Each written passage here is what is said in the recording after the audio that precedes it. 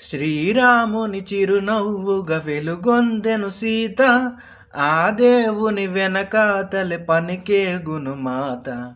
లంకేశుడు బెదిరించెను పలుమాయల చేత, బెంబేలున మోచిల్లెను అయ్యో మన సీత.